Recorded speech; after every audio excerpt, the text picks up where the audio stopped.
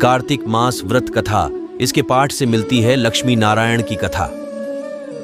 कार्तिक मास में भगवान विष्णु धरती पर जल में वास करते हैं, इसलिए इस महीने में ब्रह्म मुहूर्त में स्नान करने का विशेष महत्व है।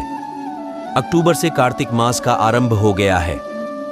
कार्तिक मास में भगवान विष्णु और माता लक्ष्मी को प्रसन्न करने के लिए और उनकी कृपा प्राप्त करने के लिए आपको इस कथा का रोजाना पाठ करना चाहिए।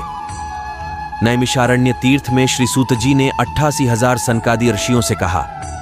अब मैं आपको कार्तिक मास की कथा विस्तार पूर्वक सुनाता हूँ, जिसका श्रवण करने से मनुष्य के सभी पाप नष्ट हो जाते हैं और अंत समय में वैकुंठ धाम की प्राप्ति होती है।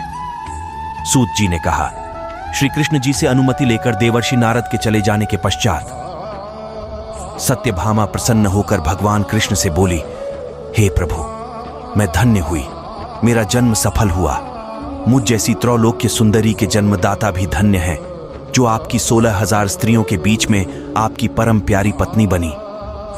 मैंने आपके साथ नारद जी को वह कल्प वृक्ष आदि पुरुष विधि पूर्वक दान में दिया, परंतु वही कल्प वृक्ष मेरे घर लहराया करता है। यह बात मृत्युलोक में किसी स्त्री को झांक नहीं है। हे त्रिलोकीनाथ, मैं आपसे कुछ पूछने की इच्छुक हूँ।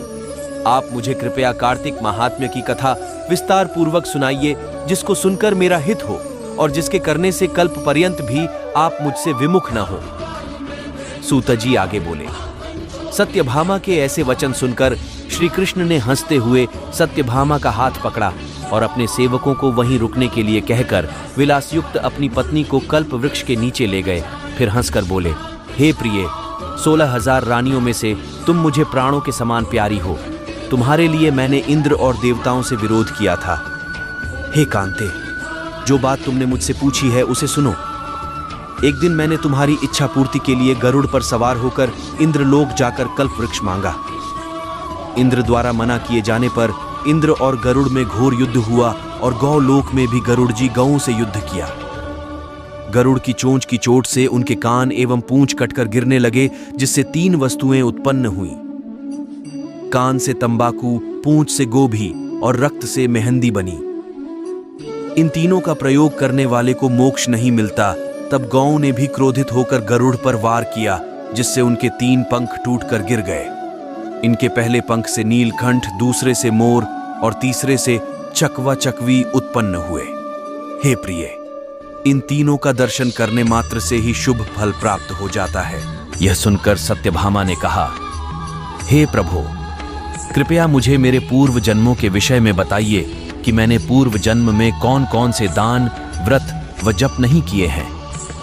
मेरा स्वभाव कैसा था, मेरे जन्मदाता कौन थे और मुझे मृत्युलोक में जन्म क्यों लेना पड़ा। मैंने ऐसा कौन सा पुण्य कर्म किया था जिससे मैं आपकी अर्धांगिनी हुई। श्री कृष्ण ने कहा, हे प्रिय, अब मैं तुम्हारे द्वारा पूर्व जन्म में किए गए पुण्य कर्मों को विस्तार पूर्वक कहता हूं, उसे सुनो। पूर्व समय में सतयुग के अंत में मायापुरी में अत्रि गोत्र में वेद वेदांत का झांता देव शर्मा नामक एक ब्राह्मण निवास करता था।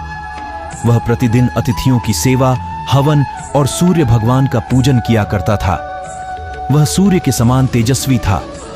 वृद्धावस्था में उसे गुणवती नामक कन्या की प्राप्ति हुई। उस पुत्रहीन ब्राह्मण ने अपनी कन्या का विवाह अपने ही चंद्र नामक शिष्य के साथ कर दिया। वह चंद्र को अपने पुत्र के समान मानता था और चंद्र भी उसे अपने पिता की भांति सम्मान देता था। एक दिन वे दोनों कुश समिधा लेने के लिए जंगल में गए। जब वे हिमालय में भ्रमण कर रहे थे, तब उन्हें एक राक्षस आता हुआ दिखाई दिया।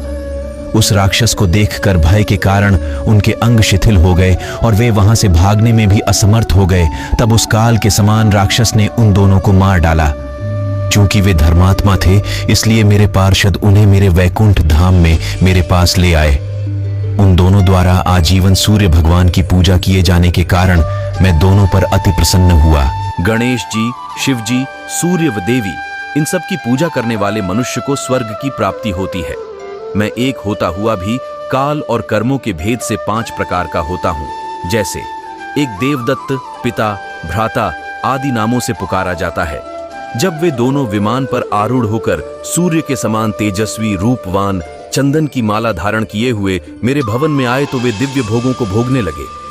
दोस्तों, इस वीडियो में इतना ही है। बस अपना ख्याल रखिए। भगवान श्री कृष्ण की कृपा प्राप्ति के लिए कमेंट बॉक्स में जय श्री कृष्ण जरूर लिखिए। अगर आपको श्री कृष्ण की कथा अच्छी लगे तो लाइक और सब्सक्राइब जरूर करें।